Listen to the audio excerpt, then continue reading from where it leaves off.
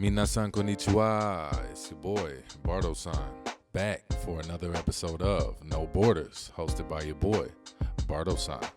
Today, we're going to Strasbourg, but before we do that, if you like what you're seeing, please throw me a like, subscribe if you haven't already, and hit that notification bell. I really appreciate it. It helps me out a lot. Now, without further ado, let's get into it, shall we?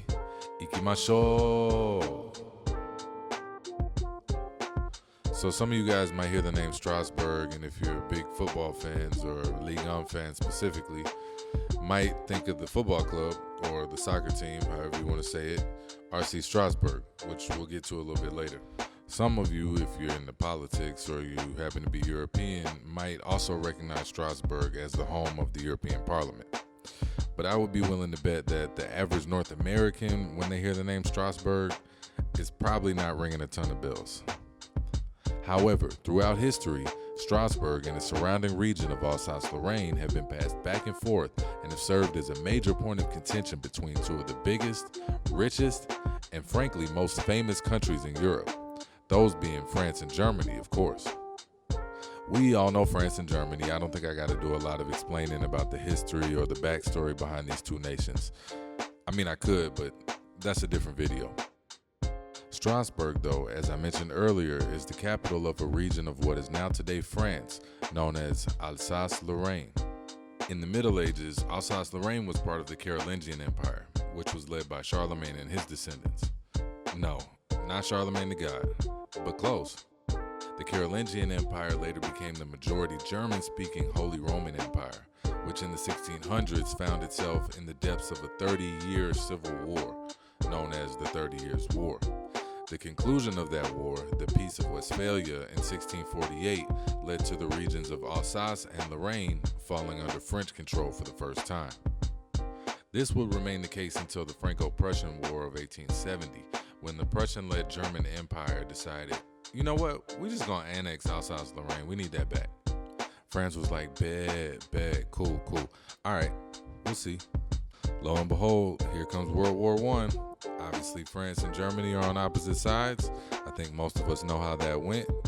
France won, Germany lost. The war ends with the Treaty of Versailles, which results in Alsace-Lorraine being returned back to France. As you most likely know, this was a particularly embarrassing time period for the Germans, which, along with several other factors, set into motion a series of events that would ultimately result in World War II. Germany goes ahead and re-annexes Alsace-Lorraine after the Battle of France in 1940. Turns out, though, that the sequel to World War I had a very similar outcome to its predecessor. France ends up winning, Germany ends up losing, and France recovers Alsace-Lorraine in 1945 after the end of the war. And as of right now, that's where things stand. Alsace-Lorraine is a part of France as of 2025. If that changes, I might have to come back and make another video, or at least update this one. Who knows? Stay tuned. But for now, Alsace-Lorraine is French. Obviously, it's not just geography or political borders, though, that give ethno-linguistic communities their sense of identity. A lot of it's in the word itself, the language. Alsace-Lorraine is no different. While French remains the dominant language in most schools, politics, and everyday life, within the area, you can still find hundreds of thousands of speakers of the native Germanic dialect known as Alsatian. Estimates place the number somewhere between 500,000 and 700,000 speakers of Alsatian within the Alsace-Lorraine region, making it the second most spoken of the 23 official regional languages of France after Occitan or Languedoc.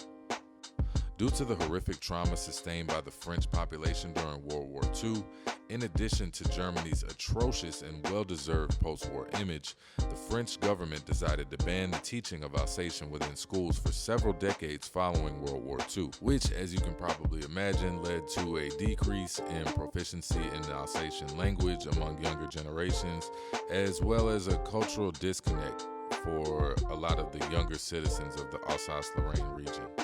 In the past 15 years and some change, though, there's definitely been a push to revive the language, with some schools in the region even going back to providing instruction in Alsatian. As I mentioned before, Alsatian is a Germanic dialect, belonging specifically to the Alemannic branch of the Germanic language family tree and sharing some features with Swiss German and Swabian German spoken mostly in the southern German state of Baden-Württemberg, along with a heavy dose of French vocab. So basically in layman's terms, or layman's language terms, I kind of like that, we have an old school German frame, very niche old school German frame, with a whole bunch of French vocab and cultural context thrown on top. There you have it, Alsatian, in a nutshell.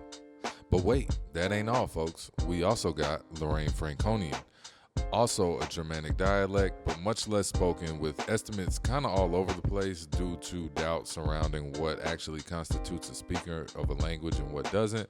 But on the low end, we got numbers between 50,000 to 70,000 speakers of Lorraine Franconian.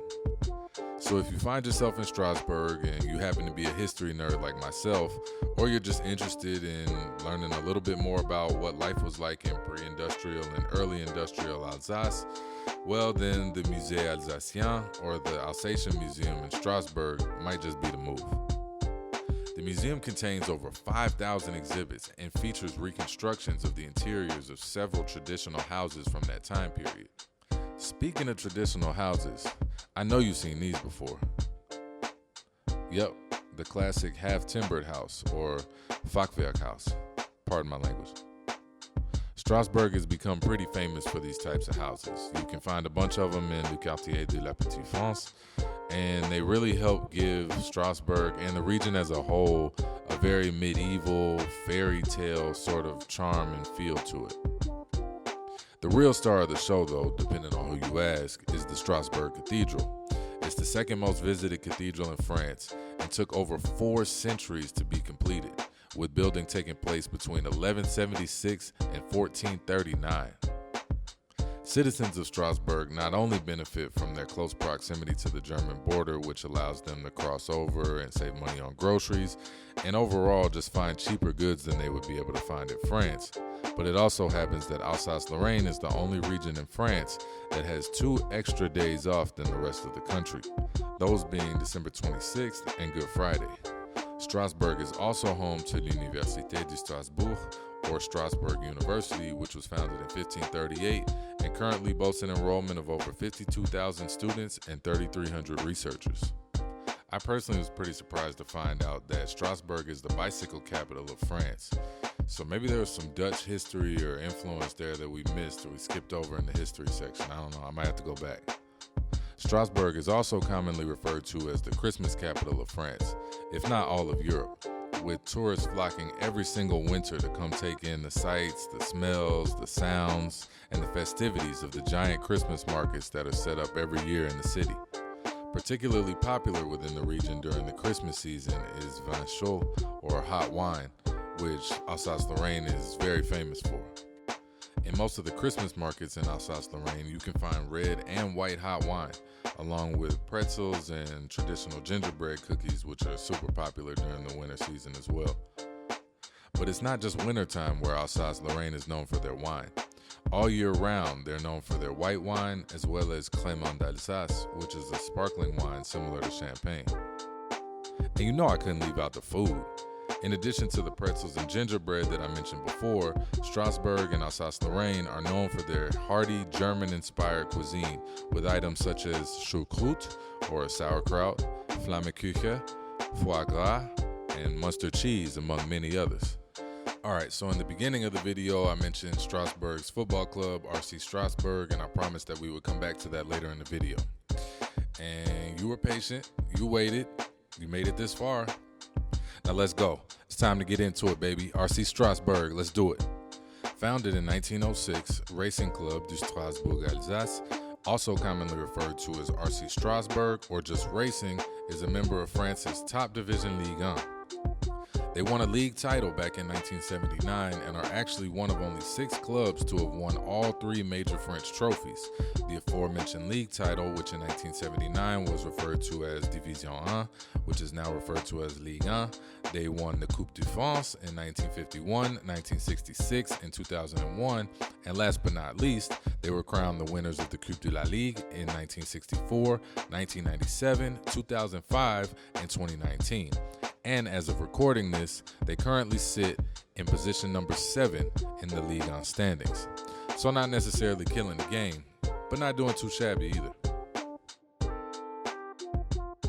Some of the more notable residents of Strasbourg include Gustave Doré, a 19th century French painter, sculptor, and printmaker, Louis Pasteur, a microbiologist, chemist, and former professor at the University of Strasbourg, famous for his invention of pasteurization and vaccines for rabies and anthrax, as well as Madame Tussaud, the wax figure lady. And although not technically a person, Strasbourg is credited as the birthplace of the current French national anthem, La Marseillaise. So from what I've been able to gather in my research, Strasbourg is pretty much a vibe all year round. It just depends on what you're looking for.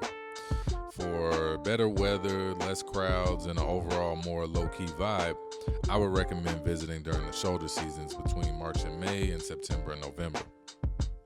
If the crowds don't really bother you like that, and you're just looking for some sunny days, festivals, and outdoor activities, then summertime is definitely going to be your move. And for all my cold weather Christmas lovers out there, we already touched on it briefly, but if you're looking for that traditional Christmas market experience, there's not too many better places you can go than Strasbourg or its neighboring towns of Colmar and Kaiserberg, who are also famous for their Christmas celebrations and decorations. Long story short, Strasbourg's got what you're looking for. It's just up to you to pick your poison. Which brings me to my final thought. Strasbourg. Is it French?